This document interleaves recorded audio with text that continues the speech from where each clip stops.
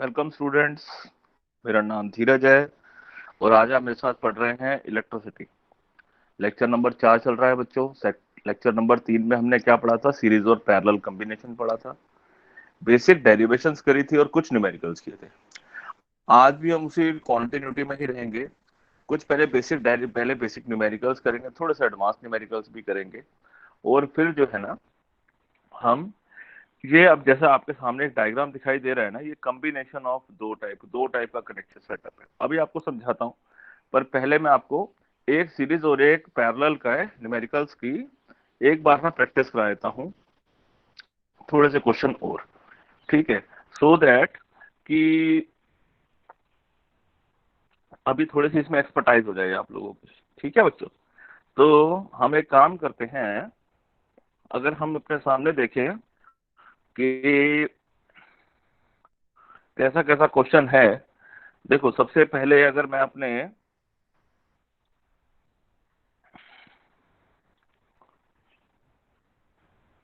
चलो शुरू करें, थोड़ा सा आपको साथ साथ एनसीईआरटी का भी करवा देते हैं। फिफ्थ क्वेश्चन की बात कर रहे हैं हम। How is volt meter connected in the circuit? Way potential difference निकालना हो तो वोल्ट मीटर कैसे कनेक्ट करा जाता है? वोल्ट मीटर पैरेलल कनेक्ट किया जाता है। ठीक है बात है ना। फिर अ कॉपर वायर का डायमीटर इतने मिलीमीटर है, रेजिस्टेंस इतने मिलीमीटर है, उसकी क्या लेंथ होनी चाहिए सो दैट ही उसकी रेजिस्टेंस 10 हो? तो हमारे पास रेजिस्टेंस का फॉर्मूला क्या होता है? Resistivity into length upon area. तो आपको इससे लेंथ निकालनी है, तो लेंथ इज इक्वल टू क्या हो जाएगा? Resistance into area upon resistivity. ठीक है, ये resistance into area upon resistivity. अब एक बात का ध्यान रखना, रेजिस्टेंस तो बच्चों 10 ओम में ही है, एरिया जो है ये मिलीमीटर में है, डायमीटर, तो इसे जो है मीटर में कन्वर्ट करना है। ठीक है, तो सबसे पहले इसको मीटर में कन्वर्ट करना, डायमीटर से रेडियस बनाना, फिर पाई आर स्क्वायर लगाना। ठीक है, इस बात का ध्यान रखना, क्योंकि रेजिस्टिविटी भी जो है वो ओम मीटर में है। क्लियर? तो this is done, this is done. ये करंट और वोल्टेज का ग्राफ बनाना है। ऐसे बनाना होता है कि करंट जो है हमेशा एक्स एक्सिस पे लिखना है और वोल्टेज हमेशा वाई एक्सिस पे लिखनी है। ठीक है, और कुछ इस तरीके से बनाना ग्राफ। क्लियर? ये ऐसे बनाया जैसे आपने लीनियर इक्वेशन का ग्राफ बनाते हो ना, वैसे ही। ठीक है, तो इस बात का ध्यान रखना, ये वोल्टेज और करंट का ग्राफ बनाया। ठीक है, और ये करंट एक्स एक्सिस पे, वोल्टेज वाई एक्सिस पे प्लॉट करते जाना, आपको अप्रोक्सीमेटली एक स्ट्रेट लाइन मिलेगी। अब आगे आठवें क्वेश्चन की बात करें। जब 12 वोल्ट की battery is connected across an unknown resistance, तो ये आपको जो है क्या समझा रहा है? कह रहा है 12 वोल्ट की बैटरी है, तो बैटरी है, वोल्टेज है आपके पास 12 वोल्ट की, और 12 वोल्ट की battery is connected to unknown resistance, there is the current of 2.5 milli ampere, find out the resistance. So कैसे करेंगे इसमें? बैटरी है आपके पास 12 वोल्ट की, करंट जो है वो आपका है 2.5 मिली एम्पियर। मिली एम्पियर का मतलब 2.5 into 10⁻³ ampere.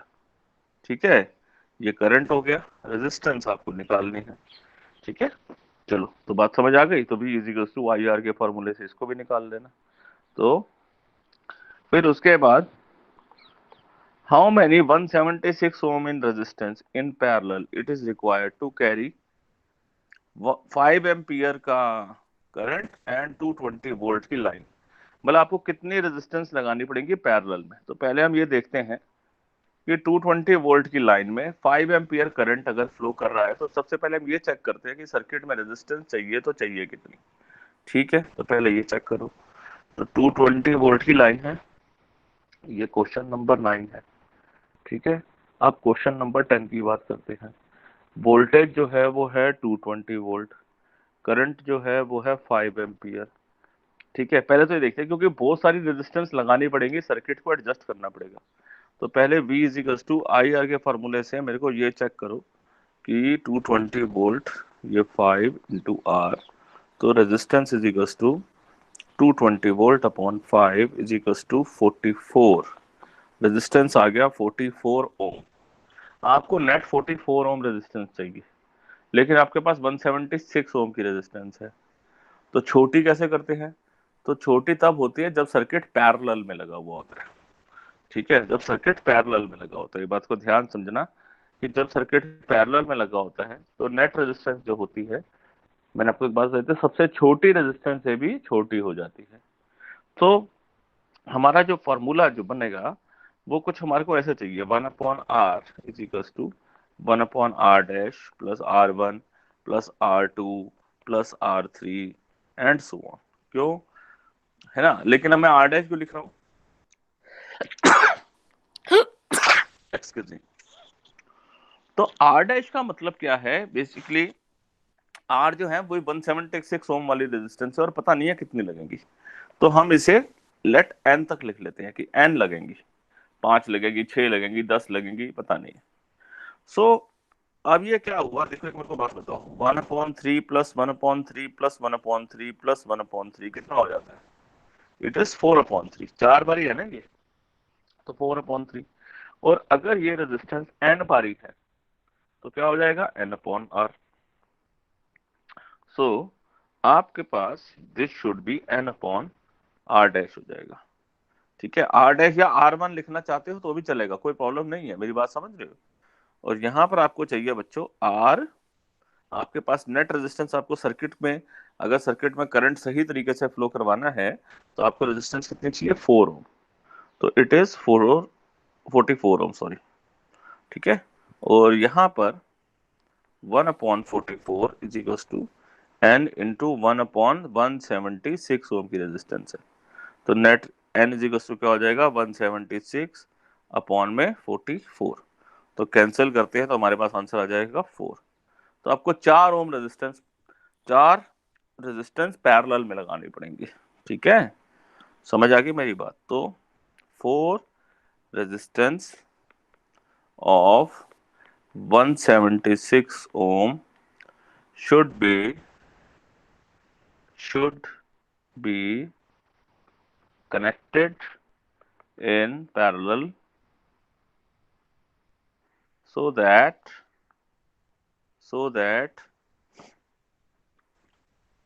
220 volt line carries a current of 5 ampere, ताकि वो 220 वोल्ट वाली जो लाइन है उसमें 5 वोल्ट करंट आराम से फ्लो हो जाए। बस इतनी सी बात है। ठीक है, so this job is done, this is done. Show how would you connect 3 resistor each of resistance 6 ohm so that the combination is 9 ohm and combination is 4 ohm। देखो अब बात समझ आ रही है? देखो 6 ओम की रेजिस्टेंस आपके पास है और 3 है, तो वो कह रहा है किस तरीके से अरेंज करोगे कि कॉम्बिनेशन जो है वो 9 ओम आ जाए और कॉम्बिनेशन क्या आ जाए? 4 ओम आ जाए। सो पहले हम ये चेक करते हैं कि कॉम्बिनेशन 9 ओम कैसे आएगा, और है आपके पास 3। ठीक है, सो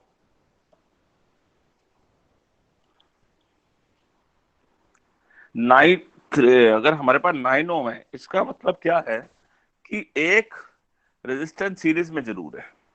क्योंकि अगर हम सारी चीजें देखो, कम से कम मैं आपको बताता हूँ, आपको अगर 2 रेजिस्टेंस सीरीज में लगाते हो, पहले देखो इसके इसके लिए दिमाग लगाना पड़ेगा क्योंकि एग्जाम में क्वेश्चन आता है। ठीक है, जरूरी नहीं है कि सेम आए, लेकिन ऐसा क्वेश्चन आता है। सोचना कैसे है? देखो ये एक 6 ओम की रेजिस्टेंस है और ये भी 6 ओम की रेजिस्टेंस है।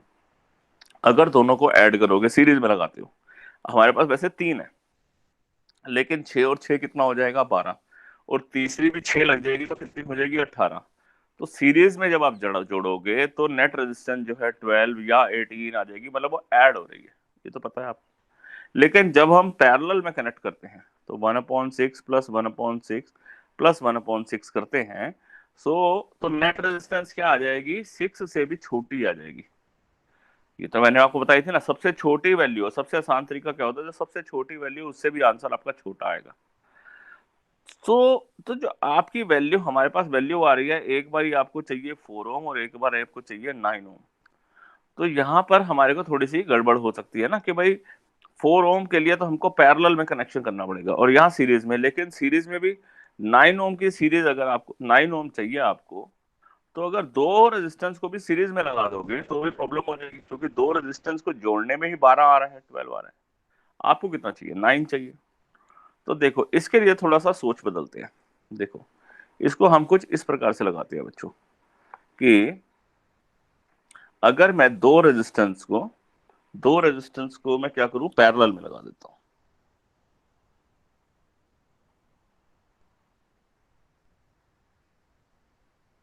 ये 6 ओम, ये भी 6 ओम, ठीक है, और एक सीरीज में लगाता हूं, फिर देखो क्या होगा। देखो ये 1 हो गई, ये 2 हो गई, ये 1, ये 2 और ये 3 नंबर रेजिस्टेंस है। ये रेजिस्टेंस का नंबर दे दिया हमें ना। तो सबसे पहले रेजिस्टेंस 1 और 2 को अगर ऐड करेंगे तो क्या लिखेंगे, ऐसे 1/R1 प्लस 1/R2, याद रखने के लिए कि भाई हम कौन सी ले रहे हैं, ये 1 वाली ले रहे हैं, 2 वाली ले रहे हैं। और तो ये जो नेट रेजिस्टेंस है R है, इसको कैसे नाम देते हैं, इसका नाम देते हैं ऐसे 1 2। 1 2 का मतलब क्या हो गया, जो इन दोनों का रिजल्ट आएगा उसका आंसर, उसका मतलब है 1 2। मतलब 1 2 का मतलब यहाँ 12 नहीं है, 1 2 का मतलब यह है कि फर्स्ट रेजिस्टेंस और सेकंड रेजिस्टेंस का ये रिजल्टेंट आएगा, ठीक है। सो अगर मैं इसे 1/6 प्लस 1/6 कर दूं तो कितना हो जाएगा, दिस बिकम्स 2/6, 2/6, ठीक है। और अगर 2/6 कर देंगे और 1/R12, सही है, तो R 1/R12 is equals to हो गया 2/6। तो R12 कितना हो गया, तो R12 हो गया बच्चों हमारा 6/2, मतलब कि 2 1 2, 2 3 6। तो इसका मतलब R12 हो गया मेरे पास 3 ओम। यहां तक ठीक है? हम्म, आप समझो आगे। अब इसका मतलब यह है कि अगर ये दोनों रेजिस्टेंस हटा भी दूं तो भी दो, तो इसको अगर मैं इसकी जगह अगर एक रेजिस्टेंस लगाना चाहूँ तो मैं कितने ओम की रेजिस्टेंस लगाऊंगा, 3 की, ठीक है। तो डायग्राम अब कुछ ऐसा बन जाएगा, मतलब समझने के लिए होता है ये कि R12 हो गया, ये दोनों रेजिस्टेंस को हटाने के बाद कितनी वैल्यू लगेगी, वो हो गई 3 ओम। और यहाँ ऑलरेडी एक 6 ओम लगी हुई है R3। अगर आप इन दोनों को प्लस करोगे तो कितना हो जाएगा, नेट रिजल्टेंट क्या हो जाएगा, अब ये दोनों सीरीज में, तो 1 2 3, तो कितना बन गया हमारे पास, 6 और 3 9 ओम। समझ गए मेरी बात? तो इसका मतलब दो रेजिस्टेंस सीरीज में लगानी पड़ेंगी, दो रेजिस्टेंस आपको पैरेलल में लगानी पड़ेंगी, और एक रेजिस्टेंस सीरीज में लगानी पड़ेगी। इस तरीके से आपका रिजल्ट जो है वो 9 ओम बन गया, ठीक है। बात समझ में आ गई कि नहीं आ गई? तो वो ये कह रहा था कि how would you connect 3 resistor, each of resistance 6 ohm, so that the combination is 9 ohm. तो आपको आइडिया समझ में आया कि हम 9 तक कैसे पहुंचे हैं? तो ये थोड़ा समझना है कि भाई 9 तक पहुंचने का एक तरीका है कि भाई सीरीज में एक चीज जरूर होगी, तभी वो 6 उसमें ऐड हो जाएगा और छोटी वैल्यू होगी। अब बात समझते हैं कि यहाँ पर आपको जो है वो 4 ओम चाहिए, नेट रेजिस्टेंस आपको 4 ओम चाहिए, ठीक है। अब नेट रेजिस्टेंस 4 ओम करोगे तो कैसे करेंगे, तो ये भी चेक करते हैं। तो हम एक काम करते हैं, पहले इन तीनों को पैरेलल में करके देखते हैं, 6 वाली को तीनों को पैरेलल में करके देखते हैं। तो करके देखें, देखो तो 6 एक ऐसा होगा, एक ऐसे कनेक्ट करेंगे और एक ऐसे कनेक्ट करेंगे, तीनों को पैरेलल में कनेक्ट कर दिया। So this is 6 ohm, this is 6 ohm and this is 6 ohm, ठीक है। सो नेट रेजिस्टेंस क्या होगी, 1/R क्या होगा, 1/6 प्लस 1/6 प्लस 1/6। दिस बिकम्स, ये कितना बन जाएगा आपके पास result, 3/6। 1/R is equals to 3/6। तो 1/R इज इक्वल्स टू 3/6 है, तो R is equals to 6/3 is equals to 2 हो गया। तो यहाँ तो रेजिस्टेंस 2 हो गई। फिर अब कैसे करेंगे, बस सोचो आप, थोड़ा सा दिमाग लगाओ, फिर मैं बताता हूँ, ठीक है।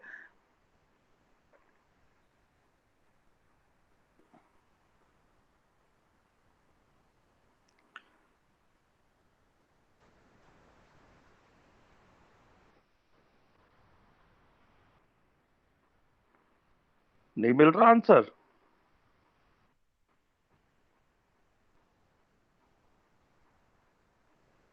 सोचो, थोड़ा सा तो दिमाग लगाओ। अगर सारी चीजें अगर मैं बताऊंगा तो फिर तो मजा नहीं आएगा। है कि 4 ओम रेजिस्टेंस चाहिए हमारे को।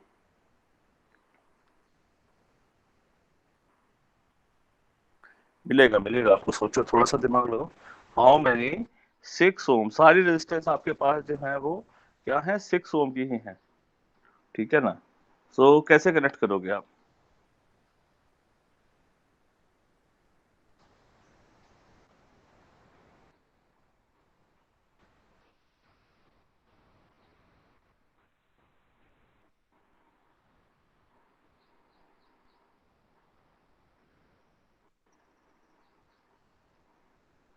कुछ तो मिल सकता है आप लोगों को, बच्चों को जवाब। हम्म। देखो मैं आपको बताता हूँ, एक तरीका समझो आप। ठीक है, ये इस तरीके से देखो, मतलब आप ये बात समझ गए होंगे कि ये इस क्वेश्चन इस तरीके से नहीं होगा, हमको एक और तरीका अभी सोचना पड़ेगा। ठीक है, तो देखो दूसरा एक और तरीका सोचते हैं।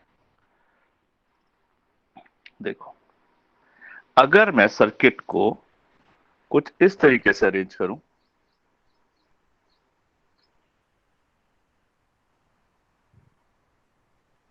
तो ये है 6 ओम, ये भी है 6 ओम, और ये भी है 6 ओम।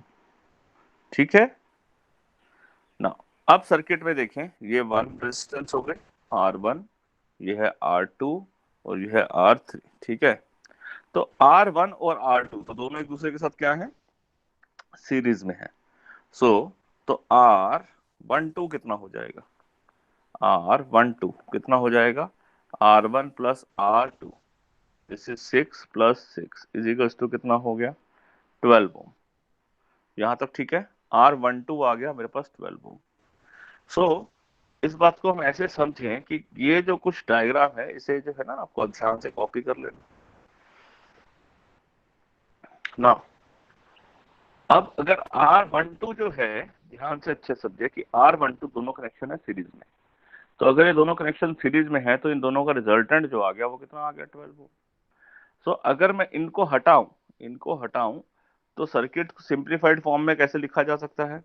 देखो, ये जो मैं सारी बात लिखता हूं ना, ये मैं जब बोल रहा हूं हटाऊं तो हटा नहीं रहे हैं, लॉजिकली हम ये समझना चाह रहे हैं कि इन दोनों के रेजिस्टेंस की जगह एक रेजिस्टेंस लगाएं तो उसकी वैल्यू क्या होगी। ठीक है, तो इन दोनों को हटाने के बाद अगर एक रेजिस्टेंस लगाई जाए तो वो रेजिस्टेंस होगी 12 ओम की। अब वो ऐसा हम इसलिए बना देते हैं ताकि अब ये सर्किट समझना आसान हो जाता है, केवल और कोई बात नहीं है। ठीक है, ये नहीं है कि नया सर्किट बन गया है। सो अब ये इस रेजिस्टेंस को हमने नाम दे दिया R12, ये तो R3 था।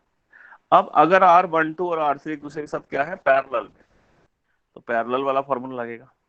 तो R123 will be equal to क्या, 1/12 प्लस 1/6। एलसीएम ले लो, 12 आया, 1 प्लस 6 to the 12, तो R123।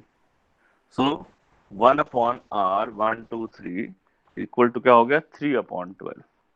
इसका मतलब R123 is equals to 12/3 is equals to 4 ohm. आ गया? तो बस ये आपको थोड़ा सा सोचना पड़ता है कि भाई अगर तीनों वो हमने जब पैरेलल में लगा दिए थे, देखो याद करो ना, जब हमने तीनों पैरेलल में लगा दिए थे ऐसे और ऐसे, है ना, तो नेट आंसर 3 आ गया था, लेकिन हमारे को तो आंसर 4 चाहिए। तो हमको थोड़ा सा लॉजिक लगाना पड़ेगा कि और किस तरीके से हम रेजिस्टेंस को कनेक्ट कर सकते हैं। ठीक है, तो थोड़ा सा आपको ब्रेन को, अपनी ना बुद्धि को हिलाना पड़ेगा, समझ गए? तो एनसीईआरटी भी चाहती है कि आप अपनी बुद्धि को हिलाओ। बिल्कुल रटे रटाए question, B is equal to I R या सीरीज या पैरेलल की कॉम्बिनेशन के क्वेश्चन जो है करने से थोड़ा सा ऊपर उठे आप। ठीक है, so this question is done. Several electric bulbs, बहुत सारे बल्ब जो 220 वोल्ट पे चल सकते हैं, रेटेड 10 वॉट। अच्छा, ये पावर का क्वेश्चन है बच्चों, अभी हमने पावर नहीं करा है, इसलिए जो है अभी हम इसको नहीं करते हैं, पहले पावर का क्वेश्चन कर ले फिर हम यहां पर आएंगे। ठीक है, ये भी है कंपेयर द पावर। ठीक है, और ये भी उसी प्रकार का एक क्वेश्चन है। ए hot plate of electric oven connected with the 220 volt has two resistance coil A and B, each of 224 ohm, which may be used separately in series or in parallel. What is the current in the three cases? तो ये अभी हम question जो है, चलो पहले ऊपर से आ जाए हम, फिर हम यहाँ पर करते हैं। ठीक है, पहले पावर और वाले सारे क्वेश्चन कर ले, फिर हम इन क्वेश्चनों को दोबारा करते हैं। ठीक है, चलो शुरू करते हैं हम दोबारा। अब ऊपर जाते हैं फिर वापस। और आज का जो है, हमने अभी भी एक क्वेश्चन अभी ऐसा करना है कॉम्बिनेशन वाला, जो हमारे को ऊपर दिखाई दे रहा था ना, हाँ ये वाला क्वेश्चन। सो ये फिगर आपको दी हुई है। ठीक है, वो कह रहा है इस फिगर के अंदर अगर R1 जो है वो 10 ओम का होगा, ये R1 है, ये 2 है, ये 3 है, ये 4 है, ये 5 है। ठीक है, R1 जो है वो आपका है 10 ओम का। ठीक है, R2 भी है 40 ओम का। ठीक है, R3 है 30 ओम का, R4 है 20 और R5 है 60। इस तरीके से सेटअप है। बैटरी है, ये है 12 वोल्ट की। टोटल रेजिस्टेंस बताना है सर्किट के अंदर, टोटल करंट फ्लो बताना है सर्किट के अंदर। तो सबसे पहले हम ये समझ लें, बस आप केवल आपका फिगर आ गया, टोटल रेजिस्टेंस टोटल करंट ना। आप इसकी बात करो, केवल इसकी, इतने से पोर्शन की, तो आपको ये दोनों रेजिस्टेंस एक दूसरे के साथ कैसे दिखाई दे रहे हैं? ये दोनों एक दूसरे के साथ पैरेलल में दिखाई दे रहे हैं। तो इसको लिखने का तरीका कैसे करोगे? इसका नेट रेजिस्टेंस निकालना है तो पैरेलल का फॉर्मूला लगाना पड़ेगा, 1/R12। तो 1/R1 प्लस 1/R2, तो क्या हो गया 1/10 प्लस 1/40। ठीक है, तो क्या हो गया, एलसीएम ले लो, बन गया 40। ठीक है, 10 4 द 10 को जब 40 से डिवाइड करो आएगा 4, तो दिस इज 4 1 द 4 और यहाँ पर आ जाएगा 1, तो this will be 5/40। So 1/R12 आ गया 5/40, तो R12 इज इक्वल्स टू क्या हो जाएगा, 40/5 इज इक्वल्स टू 8 ओम हो जाएगा। क्लियर? समझ आ गई मेरी बात? मतलब इन दोनों के इक्विवेलेंट एक रेजिस्टेंस आ गई 8 ओम। तो देखो इसमें 40 और 10 में सबसे छोटी रेजिस्टेंस कौन सी है? 10। देखो 10 से भी छोटा आंसर आया ना, तो मैं आपको यही बात बोलना चाह रहा था, पैरेलल में सबसे छोटी रेजिस्टेंस से भी छोटा आंसर आएगा। जैसे नीचे वाले सर्किट में देखो 30 20 60, ये भी तीनों पैरेलल में है, तो इसमें सबसे छोटी वैल्यू कितनी है? 20। इसका आंसर 20 से भी छोटा आएगा, देख लेना। तो सबसे पहले अब इसका इक्विवेलेंट रेजिस्टेंस निकालते हैं, 30 20 और 60 का। तो इसे कैसे लिखते हैं? 1/R2 3 4 5। अब आपको समझ में आ रहा है ना कि ये नंबर लिखना कितने फायदे का सौदा है। जब बहुत सारी रेजिस्टेंस हो जाएंगी तो कैसे कैसे आइडेंटिफाई करोगे किसके लिए क्या करना है? ठीक है, हाँ। सो 1/20 प्लस 1/40 प्लस 1/60, नहीं 20 30 60, 30 20 60, 30 20 60। तो इसका एलसीएम तो 60 आएगा, तो 32 the 23 the 61 the, so this will be 2 or 3 5 or 1 6, 6/60, 1/R345। तो R345 कितना हो जाएगा? 60/6 इज इक्वल टू 10 ओम। तो सबसे छोटे रेजिस्टेंस आ गई 10 ओम की। अब मैं आपको जैसे बोलता था है कि भाई इसको डायग्राम, इस डायग्राम को समझने की कोशिश करो कैसे बनेगा। अगर ऊपर वाली रेजिस्टेंस हटी है जिसे हमने नाम दिया R12, उसकी जगह अगर एक रेजिस्टेंस लगाऊंगा तो ऐसे लगेगी। फिर यहाँ एमीटर लगा हुआ है, फिर यहाँ पर देखेंगे 3 रेजिस्टेंस लगाएंगे, हटाएंगे, इसका नाम बन गया 3 4 और 5। ठीक है, और फिर यहाँ लगी हुई है बैटरी। ठीक है, 12 वोल्ट की बैटरी। तो अब मेरे को बात बताओ, ये क्वेश्चन पूरा सिंप्लीफाइड करके ऐसे बन गया आसान से, तो कितना आसान है समझना। इसीलिए बोलता हूँ इक्विवेलेंट सर्किट बनाना चाहिए, एक बात। दूसरी बात, अब कुछ बच्चे होंगे सर हमको ये R1 2 3 या 2 3 4 5 ये हमको समझ में नहीं आ रहा है। लेकिन आप एक बात को समझो, हम कैसे आइडेंटिफाई करेंगे कि जब इतनी सारी रेजिस्टेंस है तो किसको R R R लिखोगे? सभी को R लिखोगे? कैसे हो सकता है? कैसे हो सकता है? नहीं हो सकता ना, समझ रहे हो मेरी बात को? वो पॉसिबल नहीं है।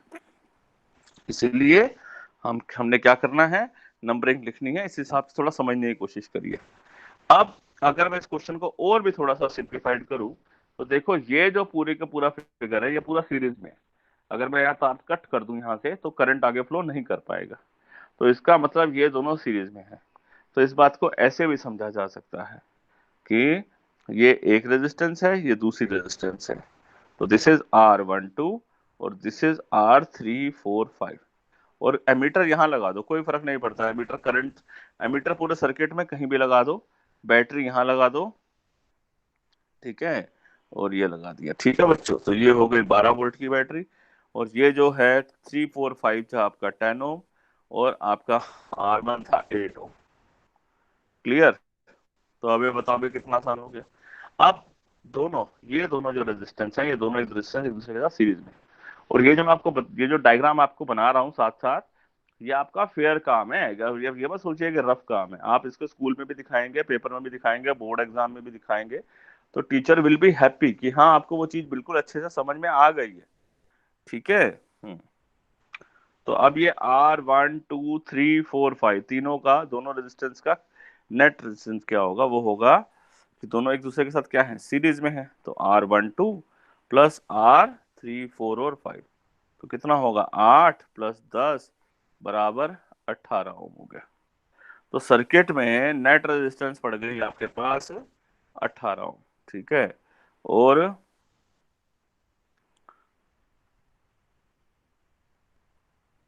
ये आ गया 12 वोल्ट का। तो आपको मालूम चल गया, बी है आपके पास 12 वोल्ट और रेजिस्टेंस है आपके पास 18 ओम, 18 ओम। तो करंट का फार्मूला, करंट आपको निकालना था, एक टोटल रेजिस्टेंस भी निकालनी थी। तो टोटल रेजिस्टेंस तो आपके पास ये आ गई 18 ओम। करंट भी निकालना है, तो करंट क्या होगा? V is equals to I are.